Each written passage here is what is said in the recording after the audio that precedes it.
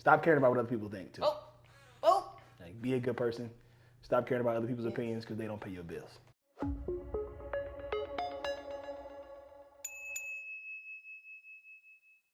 Welcome back to It Takes Universe. Today I have, what's your name? My name's Carl Tart. I didn't prepare him to say his own name. Yay! We're gonna put a little clip of Grand Crew here. All right. You have no poker face. We know you're lying. Like the time Sherm came to visit at UCLA? It was real nice to meet you, bro. It was nice to meet you, too. What the hell? You didn't like me? I liked you. I always liked you. You're doing it right now. Stupid face always snitching on me. Hey, Sherm, you see that girl back there? I hear her going on and on and on about boxing. You probably have a shot. I made all of that up. This is a prank. There you go. This is even better than I thought it would be. Oh, he took a shot? Here it comes. Oh, we got him good. That could not have gone better. We're headed back to her place. Thank you, Nikki. Yay! So no, for real, thanks for being Thank here. you Oh my for having gosh, me. it's a hot summer day. I got lights in his face. Okay, so I was telling Carl I was kind of like intimidated to interview him because he has so many credits. Like I was like, no, we're scrolling. There's more. There's writer. There's story editor. Okay, so how you're from Mississippi? I'm from Is this Mississippi, correct? yeah. When did you come here? I came to LA when I was 8 years old. Oh, itty So bitty. I grew up here. So do you have memories? Oh, yeah, I still go back every year. Okay. My family's still there. I just moved out here with my mom because she was working in the industry. Oh, what's mom do? She's an actor as well. Oh. Yeah. So she's like, get that boy out the country. Yeah. I mean, kind of. We just had to, I had to come. I was staying with my grandma, and she was getting older, so. Oh, gotcha. Had to come, Okay, yeah. family stuff. Yeah. So at 8, what you doing just regular kid stuff, or were you already like in the arts? I kind of was. I was doing regular kid stuff, but I also was. On them bicycle in the streets. Yeah, bicycle in the street. Well, actually, no, because Gasp. we had to, we were poor, so we lived in the hood. So my mom, coming from Mississippi, my mom was like, "You can't go outside of." So I was bicycle in the courtyard of the apartment. Gotcha. But it was still a great childhood. Yeah. And but I was also doing like child acting, so I was on TV shows back then. But that was very short lived because I kind of was like, I don't want to do this. I want to go to school. Yeah. Ooh, what? Were you on a few sets, or was like that the first set you were like, this ain't for me? No, I did a few. Like I did like the Leave It to Beaver movie that was out in the 90s. I was one of his friends in that. I played football in that movie. And then I was on Malcolm in the Middle as one of the kids in that show. Fun. And just like little commercials and stuff. But I was missing school, and actor kids are weird. Like the ones who are like really into it, they're weird. Because usually the parents are not. Yeah. Great. So I was just like, I just want to go kick it with my friends. I'm already feeling like an outsider here with my accent and stuff. No! So Carl! I just wanted to be a regular kid. Okay, regular kid. That's so crazy to be like, already so subconscious at that age to be like, this isn't my group of people. Yeah. So that's very admirable. So then, when did you go back? Right? Because obviously you're doing things. Yeah. So I went back when I was 19. Oh wow. Yeah, I was 19. I had just left college. I only did 1 year of college because. Like this ain't for me. Yeah, I played basketball for a year and got cut and came back home. I mean, they dared. It makes sense now that I think about it. But I came back home and I was like, I don't want to go back to college, but sports is done for me. Like that's the route. Yeah, I'm just like, I have to do something that is gonna keep me out of my mom's hair. But I don't want to go back to college. So I just kind of gotta float under the radar. So I gotta be working constantly. I can't never be not working at home. Yeah. Right. Because if I was at home, if I was like, sitting around playing video games and stuff all day, she'd be like, you gotta get up out of here. Yeah. But if I was gone all day doing productive like, stuff, right. So I was taking classes at like Santa Monica College or whatever, but it wasn't anything I was really. I started doing background acting again. Yeah. And just started working every day, so I kind of dropped out of school. Yeah. And was just like on set every day. I'm making money. I'm not asking her for anything. Right. And then after like a year of that, I was like, I got to take a level up in this. I don't want to do this anymore. So I started doing like stand-up open mics and stuff, like later towards like late 19, early 20. So what was that? How was that shift like out of all the things? Okay, background acting. I feel like that's usually people's first step, but then to be like stand up, that's like mad courageous. Like. Well, yes, it was, and I was scared for a long time, but it was kind of always something that was like percolating around because I was like voted class clown in high school. I already see it in high school. Funny. Yeah. Like, So I was always doing that stuff. I was always a silly kid, but when you are that funny kid, nobody says you should be a comedian. Or they do say it, but then when you say, "Hey, I'm actually gonna do it," they're like, "Who do you think you school, are?" boy. Yeah, like, you're not funny. You're not as funny as this person. But they don't understand how comedy works. They don't understand that like everybody had to start somewhere. So at that time, Cat Williams was huge. All his DVDs were like selling out. Perm haircut. Kevin Hart was kind of rising at the time. So this is like 2009. Yeah. And they were Mike Epps, everybody, and I was just like, I'm gonna start doing it, and I only told like 2 people. Yeah, and they were like, keep it small. Yeah, I didn't want that, but then they roasted me. They were like, really? You gonna do that? I don't think you can do that, because I think they were like scared to not. Because my one homeboy, who's like super funny dude, I always say he's like funnier than me. I kept trying to be like, come do this with me, like let's go do it, and he was like, man, I ain't doing that. He was always like very against doing it. But I started doing it. Stand up was super hard. It was scary. And then somebody was like, "Hey, you're like making up all your jokes up there. Like, do you do improv?" And I was like, "What is that?" Yeah. And they told me, and I was like, "Oh, like Wayne Brady." Yeah. And they were like, "Oh my gosh, that's my dream to bring a show like that back." Like, whose line is it anyway? It was on. My dream. It was on a couple years ago. They brought again. It back. Where have I been? Yeah. Dang, I was always like, on. why? Like SNL's so big for sketch. Like, there should be something equally as big for improv. Yeah. Nah, it was. I didn't even know. I didn't put the 2 and 2 together. I was like, oh, that's what improv is. I had no idea either. And I went and watched the show, and like signed up for class. It was right before my 21st birthday, and my mom was like, "What do you want for your birthday?" And I was like, "Will you pay for this class?" And she was like, "If you quit, like you're gonna pay me that money back. Like don't quit. Like I'll pay for it. Like that'll be your birthday present. But if you quit, you owe me the money back from the class and everything." And I was like, "I'm not gonna quit." But I was like, "If this shit is weak, I'm gonna quit." Like I definitely was like lying to the mama. Yep. Yeah, I'm not gonna quit. I promise. But I was still in my little, yeah, you're 20, thug days, and like I was like, man, bachelor. I'm not finna do no stupid. Like even though I'm living at home, with my mom. But I'm standing. I went to the class, and that first day, and they had me doing like these like weird like kind of warm up theater games and stuff that I thought were just kind of like, what is this? But I told myself like, put your ego aside. None of your friends are here to make fun of you. You don't know any of these people. They're all doing the same shit. They're all doing the same thing. They're all going in. They're all doing it. Like, just do it. And I did, and I never looked back. I had so much fun that first day. Where was UCB? That was Second City. Second City, right. That's what I was going to ask you about. Oh my gosh, I'm so glad you went on a whim. Oh my gosh, so in the beginning, let go of your ego. Yeah. I love that. And my mom never paid for another class. I paid for all the rest of them. Great hustle. Like, how was you hustling to pay for? Because those aren't cheap, right? Yeah. At that time, it was still background. I was still doing background during the day, and I was just like stacking up. Also, I was an intern at the theater, so I worked there. So like, I would do background all day. Luckily, it was close, so it was like I was working at Paramount Studios on Glee, like every day. And I would razor scooter up to... Right, not electric. Yeah, not electric. Pre-electric scooter. I was pedaling. That's great. And I would, strong right calf. Yeah, and I would pedal up to Second City, which was on Hollywood Boulevard. Yeah. It would take me like 15 minutes to get up there. And I would, just work the night, like whether I'm working the door, whether I'm taking tickets, whether I'm cleaning up, whatever it was, just building up those hours. And people could trade their intern hours. Like, oh, can somebody pick up this shift? And it was happening all the time. Right. Because people had real jobs and stuff. Right. And so they'd be like, hey, I can't take this shift. So I would take everybody's shift. I also was just having a great time being up there. So if I was doing tech or something like that, I would watch the shows. Yeah, I was learning everything about it, and I just kind of fell in love with it so quickly. And I read all about it, read all the books, read all the history of it and who came out of it, and got fascinated by these alumni. I was like, wait a minute, that's the guy from this. Yeah. That's the guy from that. And it would be pictures of them from, when they were just young and in Chicago, and you're just looking at them being like, oh wow, that's the dude from that. I saw that guy in this show. Mm-hmm. This guy was on that show.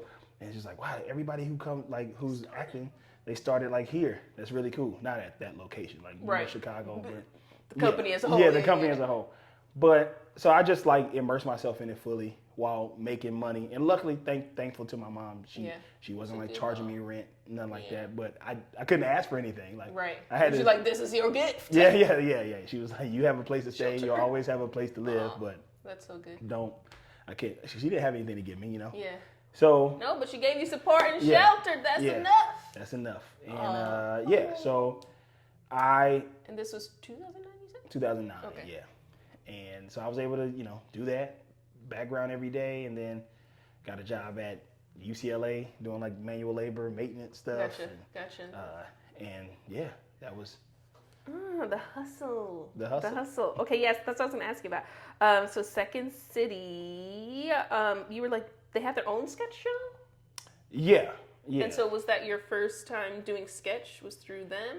Yeah. So how that program worked was you would go through all the levels of the improv classes. Yeah. And the way Second City teaches is they do this thing called re-improvisation. So it is, once you get to the higher levels, when you're building your show, your review is what they call it, like an hour and a half show, an hour show, you improvise, and then you go, okay, let's do that again, but change this part, change that part, change this part, and let's improvise it again until we get a sketch that we like, that we put up. Snap. Yeah, and so that's how I learned, and it was great. I got the review, graduated from the program, and stuck around there for a while, being on house teams and stuff like that. And at my second year, right after I graduated, I got put into this thing called the CBS Diversity Showcase. I was going to ask you about that, but go ahead. Oh, yeah. Go ahead. You knew about that? Honey. Your notes?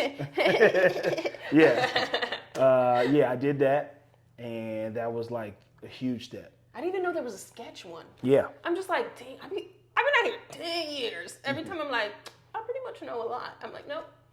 I just thought it was the regular, like, ABC, CBS, where it's just like a regular dramatic scene or comedic scene. I had no idea there was a sketch one. Yeah. Full sketch show, like 3,500 people auditioned, 22 people got in the cast of it, and every day, like there was a room full of like 30 writers. You was one of those people? I was one of those people.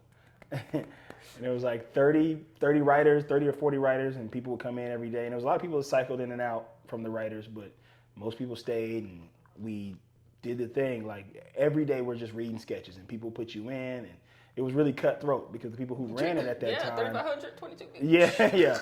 And the people who ran it wanted it like that. Like they were, they got in trouble for it later. But like during the process, it was super not fun, but it turned out to be really fun. And you made like such good friends. So many people who are UCB people now, like, and who have blown up, came from that program. Especially my year specifically. Like Nicole, that's where I met Nicole Byer. Like she was in that year. Leland Bowden, John Milheiser, Allison Rich, Jeff Hiller, like so many people that are frequent people you see on TV, UCB people, they came out of that showcase. So it was a great time. It was a great time to be alive. Yeah, that was like my first, that kind of like, I credit that with like pushing me towards like people getting eyes on me. Because before then I wasn't auditioning for nothing. I had an agent, but I wasn't getting any auditions. One of my castmates from Second City referred me to their agent, and they just kind of shelved me. Okay, gotcha. Yeah, no, I've had agents before where they just keep you on the roster in case somehow you get something. Yes. But they're not gonna drop you. No. They're not gonna drop you. They're gonna be like, they black, they ethnic, they funny, something might happen. Yeah, he's young, he's this. Let's keep him on. It's something, he might book something or something, but they weren't very believing in me. I couldn't get them on the phone. I couldn't. Nothing, like it wasn't. So whack. And then that agent saw me in that showcase and was like, oh my God, I didn't know you were talented. And I go, huh? Give me the shot. And she was like, well, give me a call, come back in the office. I go, no, thank you. Like, there's other agencies here who want to sign me. Yeah. You had your chance. Yeah, you had your chance. That's wild. That's agents though. Yeah. Crazy. That's why I feel like, digital, Instagram, social media is so crazy now that you have to just be showcasing like your skills for them to be like, oh, you were talented this whole time? I was like, yep, I was. Yeah. Yeah, that's how it was. Oh my gosh. Yeah, that was my question. Okay, so you got an agent from another friend at Second City. Yeah. Okay, so then so that was like 2010, 2016, you were doing like a bunch of shorts and co-stars. So how'd you get those bookings? Was that like through self-submissions or through the new agent from Through the showcase? new manager. Okay, cool. So, and through the CBS, so like I said, that CBS Diversity Showcase, after we did that show, we did like 4 shows. After we did that, everybody in the cast was like auditioning like 3-4 times a week. Wow. Like it was the most, and they were just calling, like you sign with somebody. I signed with my manager like a month before we did the showcase. So I signed with my manager, and funny story about that is I was working the desk at Second City, taking tickets, and it was a big industry night, and I was giving out packets, and I picked up a packet that said Odenkirk Management. I was like, Odenkirk? Like Bob Odenkirk? The comedy guy, like SNL, and this is before Better Call Saul and stuff. Yeah. I think it might have been before Breaking Bad too, but he, Mr. Show, like, you know who Bob Odenkirk is. I was like, oh, that's dope. He's got a management company? Man, that's probably dope. I would love to be with him. And I didn't realize it was his wife's company. It's not his company. His wife, Naomi. But he came in, he took the packet. I was like, that's cool, and met him. And I was like, man, it would be really cool to have like a manager who's also like a comedy person. But lofty dreams. And like a year after that, I get a call from them being like, hey, do you want to do this thing called Young Storytellers, where you go to an elementary school and these kids have written stories that they adapted into scripts, and they get improv people to perform them in front of the whole school, and it's super fun. The kids love it. The kid who writes the script is like reading stage directions and like, you know, kind of telling you what to do. It's really dope. And they get their moment in the sun. I know that has to like cultivate like young creators. Oh, for sure, facts. That's definitely core memory, as they say. Yeah. And so I was doing that, and I was like, yeah, I'm totally down. Like I'll absolutely do it. And she was like, by the way, do you have a manager? And I was like, no, I don't. She's like, would you want to meet with us? I'm a manager at Odenkirk. Would you want to meet with us? And I was like, absolutely. Yeah. So I went in and met, and they signed me like a month before the showcase. And then they came, but it was one of those things. The woman that signed me, Brooke, she was like, she had just moved up from like assistant or something like that, and she finally got her own spot as a manager. Naomi was kind of like, she wasn't sold completely on me at the time. She's like, what are those earrings? And I'm like, I can take them out. Black man. Yeah. I was like, I could take them out. Right. They're not permanent. A permanent tattoo on my face. Like. Yeah. And so she wasn't super sold, but then they came to the showcase, and I had a good showcase. I had a lot of fun sketches, and I did well in it, and they were like, oh wow, that's kind of sold her on it. And that's also when I saw that other agent who was like, hey, come back in the office. I was like, nah, because I got a stack of cards after the showcase. So kind of like pick of the litter, you know. I wasn't ready for one of the big ones yet, but that was how I got my manager, and they facilitated. They facilitated. Yeah, they facilitated the auditions that I was getting calls from the showcase. Gotcha. And that lasted for like 5 months, and then it kind of fizzled out. And I was like, and they're like, how come you book yeah. I booked one thing out of all those auditions, but still, they were like, this guy's so great, he's funny, but he's got, he's a little green, he's got to learn. Yeah, he's analysis. He's coming in here performing like he's on an improv stage, and he's very funny, but he got to tone it down. Yeah. He got to tone it down. So I booked one thing, a Nickelodeon thing, which is good for a big personality. Yeah. And then it kind of dried up a little bit, and I started going into these auditions, and they were like, "Oh, were you in that show?" Like they would look at that was when you still came in with a headshot and resume, and they would look at it and go, "CBS, were you in that?" I was like, "Yeah." They forgot, like they had forgotten that quick, because it was. You can use that to get into rooms. Oh man, it was such an ego boost. Right. Like it made it was great, because you would go in auditions at first. Like the showcase is in January, you're auditioning in February, and the casting director, like, this person cast X show, and Y show, and Z show, and they're like, you were hilarious in that. They're great, and then it went to like, you were in that? Oh, I don't fully remember you being in that. Oh, anyway, it was a fun show. A long time ago though, so kind of dried up a little bit, and I was like, oh well, that was fun while it lasted. Time to get back to work. Like I had to go back to UCLA.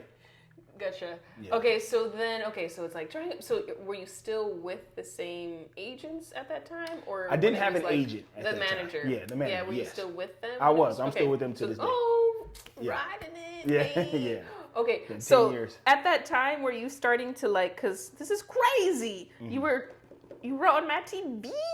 That's crazy. So like, Well, were you I came also back. acting in? Okay. I went to Amsterdam. I know. I have that too. Yeah. So I was like, you were in Amsterdam with Boom Chicago. Yeah. What is that? I was like, what has this guy done? So that was right when I said it shriveled up. They had auditioned people. They came to the improv schools and auditioned people to go.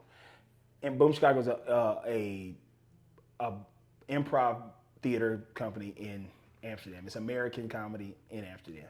So I auditioned for that, and at the time, it was my agents and managers were kind of like, yeah, maybe go over there and get some experience and do something different. And I was kind of like, I was like, I don't want to live with my mom anymore. And like that was still like, this would be, I've never left the country. Yeah. It'll be a good thing to go and get this experience. And it was an experience to say the least. But I came back after a year. Well, right before I left, we started my improv group, which at the time was called White Women. It's called a Big Team now. And we kind of hit the ground running because we were all just like the one black dude on every indie improv team. And we kind of just like Voltron together, and it was amazing because we all have such different points of view and personalities and stuff. And it works really well together. And we had just started that team like 2012 or like maybe mid 2013. It's been 10 years of those guys now too. That's great. That's crazy. And then I left for a year, came back October 2014, and those guys had already risen to like regular performers at UCB and stuff like that, and came back, got on Maud night, and got on Harold night, and easy work, light work. it was cool. It was cool. It was definitely cool at that time, but just hundreds of people auditioning for a few spots. But it was fun though, and that's when I started booking. Like it felt like when I came back, it was just like maybe something in me had changed. I think that experience definitely changed me quite a bit. Perspective, I knew that I was coming back to work hard because I never wanted to go do something like that ever again. And so I was like, I'm coming back, hitting the ground running, like whatever it is I got to do, like going super hard at improv, super hard at sketch, and I started booking little parts. That's when the co-stars started. Through the manager. Through the manager, yeah. So for all the people on White Women, you met them also through Second City? Like how did you meet through UCB after? Through UCB. So I started in 2009, like December 2009. I met Ronnie. Ronnie was the first person I met. I met him like a year in to do an improv. Because Ronnie's like a huge improv nerd, so he was at like every jam. He wasn't every school. He only did UCB, but every jam. That they had, like every jam around town. Back then, the indie scene used to be, because right now, after the pandemic, there's no more theaters. But back then, there was the big four, like Groundling, Second City, IO, and UCB. Yeah. And IO had jams and opportunities to perform quite a bit because they had 3 stages. And there was also all the little theaters around town, the Complex, UCB Sunset, the Inner Sanctum. Yeah, the Improv space. But even before that, before UCB Sunset, but this is like 2011. And we were just like at every jam, every indie show had a jam at the end. Right. And there was a bunch of indie shows, so like getting groups together and people going and doing a set at the indie show. That's kind of how you ingrain yourself in the community. Yeah. And that was good for when it came time for Harold and Maud auditions. You're ready, and also people know you. People go, oh, I can vouch for that guy. I can do. So I met him pretty early on, and we tried to do like a 2-man thing. We tried to do a 3-person thing with this other guy, Bill Posley, who was around, and just kind of always were trying to find something to do together. But for the most part, we just jammed together a lot. And I met the other guys when they did the Black History Month show at UCB, and Colton Dunn, who was the leader of that, had put together teams and had put them all on a team, and they were like, hey, that was really fun. We should start a group. And Ronnie was like, hey, I know this other guy at Second City who's good. Can he come? And that's when I joined in. Nice. And that's kind of when I started taking classes at UCB too. Nice. So, as being all men of color, why did you guys name it White Women, and then why did you change it to the Big Team? Or is that something we can discuss or not discuss? We can discuss a little bit of it. I'll give you the real story off camera. But we can discuss it a little bit. I was curious about it. We called it White Women because it was funny when the announcer says, give it up for White Women, and we all walk out. Men come out. Yeah. But after a while, the sheen of that wore off, but it was an iconic name. And then the name change kind of came over the pandemic, where it was just like, new things, new changes. Okay. We kind of were just like, we were getting the culture had changed a little bit. Right. We were just getting a bunch of questions that didn't feel like answering from like the big team. many different sides. So we changed it, and we're also like so much closer now. We're more mature and older and stuff. But now people are like, "Why'd you change it?" I like that was me just now. Why'd you? I like that name. It's like, well, people weren't liking it, but right? So lame. Yeah. Oh my gosh. So not only is he comedian, improver, sketch, you're also writing. I am obsessed with MadTV, and tell us about MadTV. Were you writing when you were doing improv too? Like, how did this come about? No, I wasn't, honestly. I wasn't writing, but on White Women at the time, my friend Lamar Woods had gotten staffed on a show, and that was inspiring for all of us because we were like, wow, wait a minute, what? He told us how much money he made, and we were all like, what? Like, yeah. Salary? Yeah. And so we were just like, oh man, we gotta do something. And so the auditions for MadTV came around, and they had like 2 weeks to pick the cast. And so they called the theaters and asked for like, give us your best performers, kinda. And we all went in, and it was only like, I think like 150 people auditioned or something like that, maybe even less. And I made it to like 2 rounds passed, and they didn't pick me. Happens, that's the business that we're in. And then I got a call a couple days later being like, hey, your bits were really good. Do you want to submit a packet as a writer? And I was like, well, why, if my bits were so good, why y'all didn't pick me to be in the cast? What are you trying to say? Right. And so, but I was like, yeah. And then the homie Colton Dunn again also hit me up and was like, hey, you want to write for MadTV?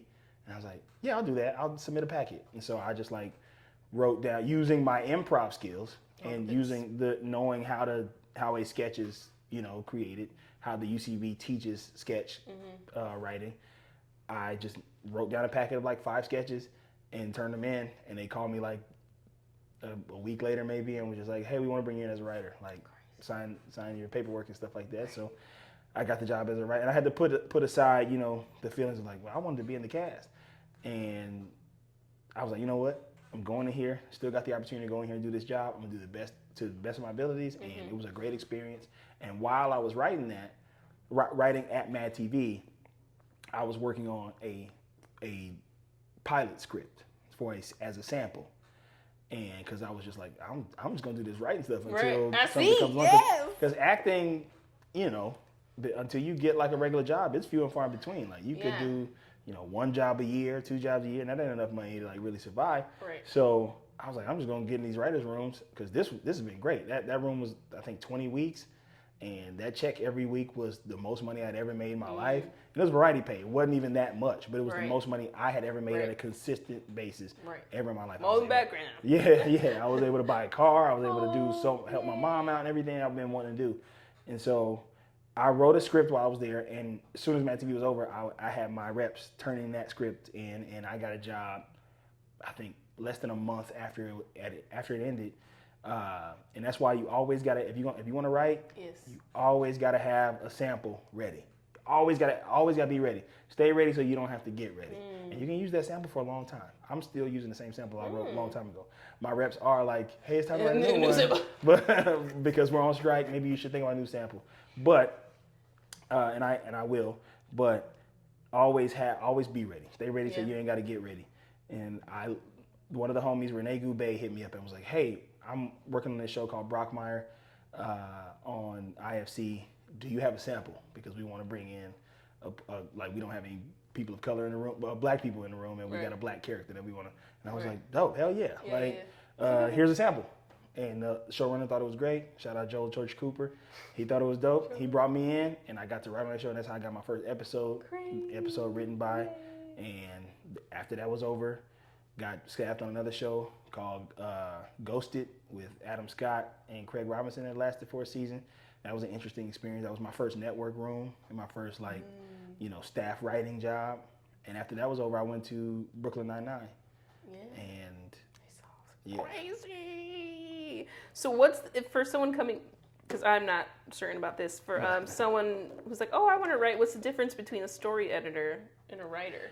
All right, that's all just Those titles are just labels. Okay. So like when I'm on Keenan, my name pops up as producer. Yeah, that's why I was like, you producing? What's happening? No, I can't keep up. That's WGA classifications.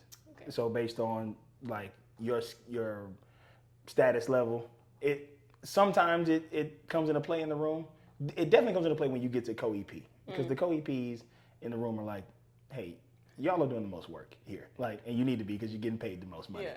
So and then it trickles all the way down. Staff writer is the first level. Okay. Depending on your showrunner, staff writers, sometimes I know I have experiences. I know certain people who have experiences where it's like I was a showrunner, I wasn't to talk except for like joke pitches or whatever, you know what I'm saying? And it's tough. That stuff is tough. Like, but story editor is just the next level. It goes like staff writer, story editor, executive story editor, co-producer, producer, supervising producer. Sometimes consulting producer is in there, and then co-executive producer. And so once you're at co-EP, like that's like the dope level to be at. Okay. And that's based on your experience level. Yeah. It's all based on your experience level, and that's just the WGA classifications for how much you get paid. Yeah. But it's all writers. We're all in the writer. I was like, I don't know what to ask, and there's so many. So if you look at credits, here's a trick. When you see producer, this person, and you see that's a writer. But when you see produced by, that's a producer. Yeah. Whoa, we're learning. Yeah. So now do you have a whole separate literary agent since you write? Not a separate one. It's the same company that I'm with now. Yeah. Keeping it.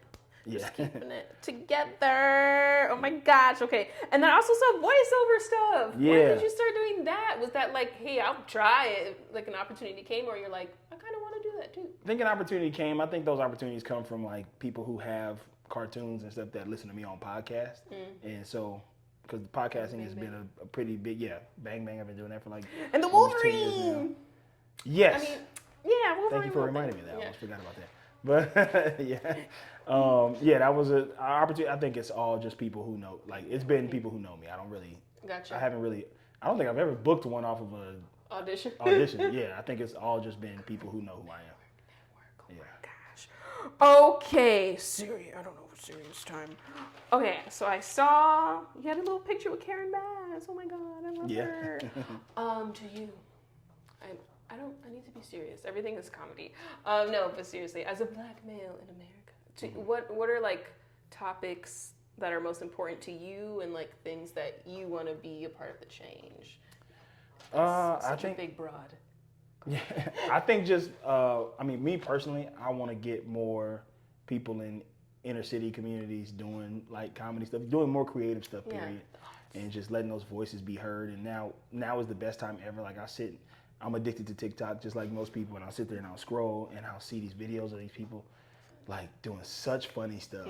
And it's really cool to see, and I'm just like, man, if they could get that in front of, if they could learn to cultivate that and really learn how to, because you'll also see them teeter off, like, they'll have a big hit, and then you watch the other stuff, and it's like, yeah. So like, just like cultivating young, especially like young Black and Latino people, because that's who I grew up around mostly.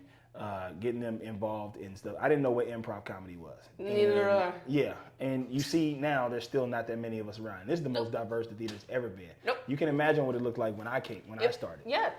Even 2016. That's why I was like a part of me after I did classes, and I was just telling you, I was like, I didn't really find people of color as much there to like then form my own troupe. Yeah. So, and you came before. Yeah. It was not many of us around back then, and we learned to adapt as we always do in spaces that we are minorities in. And what I loved about finding my group was we were able to use the skills that we had learned adapting, and we're able to finally bring our own voices plus that. I think that's the most important thing, because there have been a lot of groups that have come around trying to copy what we've done, but they don't have the like you got to get the and that comes with it. But I think sometimes people get excited and they go, wow, we got us now, let's go up here and do bad work. And it's like, no, you can still do good work, and you're not doing the white man's improv. Right, you're not like, you know what I'm saying? Like, you can still remain true to yourself while also being true to the art form. Exactly. So I think that's important for me. mainly, just cultivating those young voices and keeping arts in schools and things like that. Because I went to an art school and it was dope as hell, and a lot of those things are getting shut down. America. Yeah. On a lighter note, so we'll make it on a lighter note. Okay, so I'm trying to incorporate games into my show, so we'll play a quick game. Okay. I asked my one friend these 5 movie quotes from Black movies. He got 4 out of 5. Okay. So I want to see if you can get 5 out of 5. All right, let's see. Okay, so first movie, the quote is, "Can I borrow your VCR right quick? I need to double tape." It's Friday. Wow, with quickness. Ding, ding, ding. Okay, this one is just for fun, because everyone should know this. All my life I had to fight. Color Purple. Okay. Okay. Oh, I'll save this one for last because that's the one he got wrong. But I hate you, Jody. Baby Boy. Ding, ding, ding, ding. And what's the fucking procedure when you got a gun to your head? Ooh. What's the fucking procedure when you got a gun to your head? What's the fucking procedure when you got a gun to your head? Oh, Training Day. Right? What is that? Set it off. Oh, I'm going to be honest with you. I have seen that movie very few times because when it came out, my mom did not let me watch it. Okay. But you're a grown man now. Yeah. Okay, the last one, he got that one right, but he got this one wrong. It's my favorite one. She's a hoe because she's sending her coochie through the mail. Ooh. Come on! I'm really getting these people with this line. This is my favorite one. What year is it from? Ooh, can't tell you the year. Nah, because I'll get it if you tell me the year. Oh, no, I just don't remember the year. You got to Google it. I need a hint. It's my phone a friend. Gina Prince Bythewood is the director. Oh. Loving Basketball? Yeah. Okay. Oh, yeah, because she's talking about her sister. Wait. This is when Gabrielle Union comes down to the bleachers and goes to. Oh yeah, okay. It wasn't because I remember her and her sister got into it with Regina Hall. Oh, that's so funny. Okay, yay! Let's see. Will somebody actually get all 5? Is it okay? Okay, so how? It takes a universe to raise a star. Is my modern twist on the African proverb, it takes a village to raise a child. Mm-hmm. So like we're all stars and then together we make the universe. So I always like to ask, who was a star like when you first decided like, yeah, I'm gonna get back into this, that you feel like helped you, and then who was a star recently that you feel helped you? So from the beginning when you're like, I think I'm gonna take this seriously, versus like now we on Grand Crew, we're doing the thing. Well, I would say the first one was my mom. Like she paid for that first class, and she, didn't force me to go back to college when she saw that I was like driven in this thing and I was doing well with it and I wasn't bothering her. And she knew that I wasn't like, I ain't never been like behaviorally bad or anything like that. She knew I wasn't like wasting away like some of my friends were. You know, she knew that I wasn't doing anything. So she was just like, all right, you ain't got to go back to school, but you're gonna do something. Yeah. That was a person, my mom for sure. And now, so many. Nobody. Me. Just me. Just me. I'm all Snoop alone. Dogg, I believe in me. Yeah. I'd like to thank me. Me. I honestly am going to say that one day. Whatever award it is, y'all don't know the story, but it's true. I like to thank me. Let me think. I think that's true though. My friends, my support system, like I really thrive off of my friends, my close friends. We're a real tight-knit group of people. Yeah. And they, we all are kind of working toward similar goals and the same goals together, and we really want to make it a big collective and really have like, Yeah, how to tell us what ended on Grand Crew. Yeah, I had no idea because, I just started to go back into the UCB community watching you guys. So I was like, oh, they're all on the show. But so that was just from, like you said, UCB, just you guys doing jams, and that's how you all met. Because that's a dream, right? For you to, like, meet your friends, and then, like, Phil writes a show, and then you're all, like, yeah. How did that even, like, come into fruition? So Phil and I worked on Brooklyn Nine-Nine together, and Phil was pitching a show with the showrunner of Brooklyn Nine-Nine, Dan Gore, and they were just trying to come up with ideas. And one day they were like brainstorming, and they were like, all right, well, you want to go get a drink? Mm-hmm. I'm meeting up with the guys at the wine bar that we go kick it at. And he came there, and he saw all of us there and look around. And as we are on this side of town and in the community that we in and stuff, we were a bunch of black dudes who didn't fully fit in. Right. And so we're sitting there drinking, and Dan is there, and he's watching us. And first I'm like, why is Dan here? Why is our boss here? Who at the time I also was like struggling with like. I have this dynamic relationship going on. Yeah.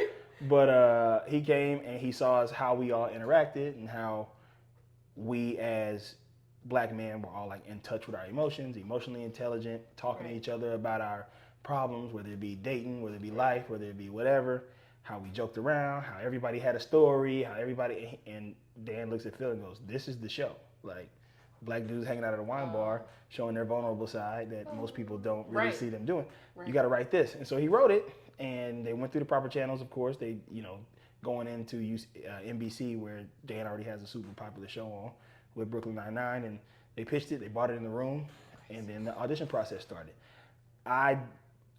At the time, I was just happy for my friend. I wasn't thinking like, put me on. But yeah, cause you can't do that. Like people, I think people really don't understand. No. Like there are people mad at me right now that I haven't put them on. Like, I literally seen that in his comments because I stalk people when I research them, and I've seen some comments like, just get me on one episode. I'm like, do you know people's journey and okay. You realize that's not how that works. Like it is so hard to put people on. Like, and of course, and also there's a line of people before you, random sir, in my comments. Like, and that I met once in one class. Exactly. There's a line of people ahead of you. If I got the opportunity, they say, Carl, put this one person on. Yeah. It ain't gonna be you, chances are. But like, you want to get to I do want to get your question asked, what am I going? I want to get to a place where I have a collective and an entity where I can put people on. Make that decision. Yeah. But I was just happy for my friend. Like I was not expecting anything. I knew that the show was based off of our lives, he told us.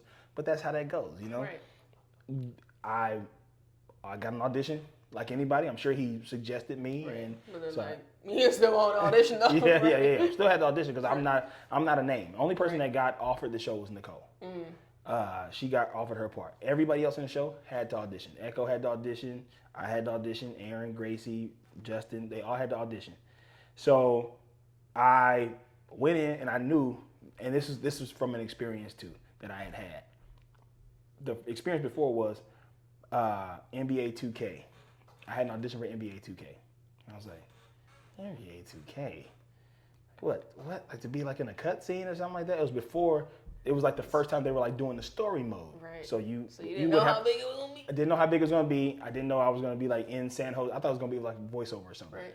And being, San Jose or Silicon Valley with all the ping pong balls on you, like, and you're like acting the thing out. And I did not prepare for it. And I walk into the room, and my friend is in the room.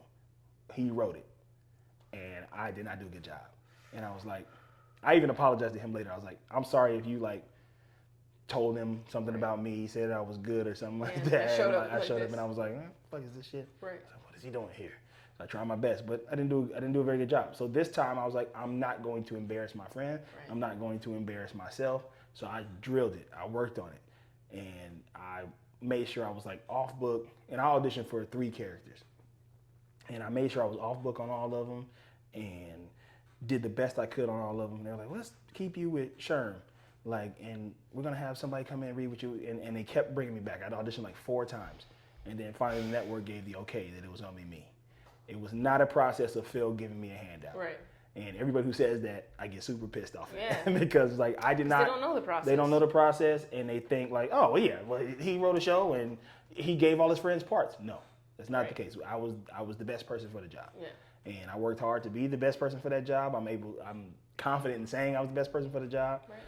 I also had to test against 2 dudes that I've been watching for a long time, and I was like, don't matter to me. I'm finna go in here and I'm finna get this. I'm finna I know those 2 guys ain't me. They bring their own flavor to something, but I know what I bring to it. That's how that went down. Same way with Echo. Like Nicole, like I said, Nicole was the only person who was offered the part. She was she as well had to work hard to be in a place to be offer only. Yes. Yeah. And then in the writers' room, getting Lamar in there, getting Iffy in there, and everybody in that room is a buddy of mine. But like those 2 specifically, because we're on the team together, it was really dope. Having Ronnie come in and play my like nemesis on the show, like, and we get to fight like we don't need. So it's like makes everything more comfortable. And makes that makes that relationship authentic. Yeah. Because people will see us together on the street and go, "Hey, wait a minute, don't y'all hate each other?" So it's like one of my closest friends. That's how good acting Yeah, is. yeah. Where people think that's crazy. But that was the process of that, and it was super dope, and like happy to have gotten it. Happy to have gotten a chance to do that. It was lightning in a bottle. That doesn't happen where it is truly your friends. Like, and now that it's canceled, I know that whatever I do next is not going to be the same as that, unless it's another friend who is able, but like, and that would be dope if all of my series regulars come from buddies of mine and we can have a family affair. But it was really dope, and we all bonded, and it was never a dull moment at work, even when we didn't want to be there, even when the call time was 5 o'clock in the morning and we're all just dead left dog the tired. day before. Yeah, but it's still like something's going to go down today that's going to be fun, and we're going to have a good time, and it was just the best. It was the best. Let's see black people happy. No, that's true. Yeah, don't be telling people they have handouts, because if everybody was writing a show and they would all hire their friends, and everybody would be on a show right now. Yeah. Like, let's be real. And they'd be like, "Man, white people put their people on." It's like, first of all, white people run the industry. Yeah, I know. Much different. We'll leave it off with what's one piece of advice that you got that you were like, that's trash. I'm never going to utilize that. And then one piece of advice that you're like, that stuck with me. Ooh, what is a piece of advice that, damn. I'm not going to utilize that. Because I feel like some people will give you advice or a solution and I did not ask you. Like, You know what's funny? The other night, I was having a conversation with this woman at Birds who was talking about what you have to do to get famous and how everybody's addicted to the fame and everything. And I'm like, no, that's not necessarily true. No. I love the money. I love some of the clout. Like, it's fun to go walk on a red carpet and see somebody as a hero and they be like, "Hey, I like you, man." Like, yeah, that's dope. Of course I'm going to love that. But there's different levels that's not the of number fame. One reason and she was like, "Well, do you want money or do you want money?" And I go, "I'm actually okay with money." Yeah. Like, and maybe a little bit more, teetering in between, but I'm not finna sell my soul for nothing. Yeah. Now, that don't mean that you turn down every opportunity because you think it's, oh man, the hood gonna hate this. Like, don't be stupid. Yeah. But also don't be stupid. Yeah. You know what I mean? So I think that's some bad advice that I'm never gonna use. I think I got a pretty good head on my shoulders when it comes to what I want out of this and what I want to get out of this and what I've gotten so far. Right. And good advice is, I'll give this advice. I was just talking about this. If a situation is not right for you and you are uncomfortable with it and it's okay to quit. People be like, "Don't quit." That comes from Henry Ford and the 8-hour workday and the 5-day. Like, the don't quit mentality is people who did not have as hard of a job as you did. Quit. It's okay to quit. And there's another avenue, another window will open up. Now, don't quit if the work is like, this is too hard and I don't have anything to fall back on or something like that. But if it's a situation that you cannot thrive in, it's okay to leave it. Because I would have done that a couple times in my life if I had known that. But I was too afraid of what other people would think. Stop caring about what other people think, too. Like, be a good person. Stop caring about other people's opinions because they don't pay your bills. I love that. Where can they stalk you online, Carl? I'm on Instagram at DammitCarl, DAMMITCARL. And that's it.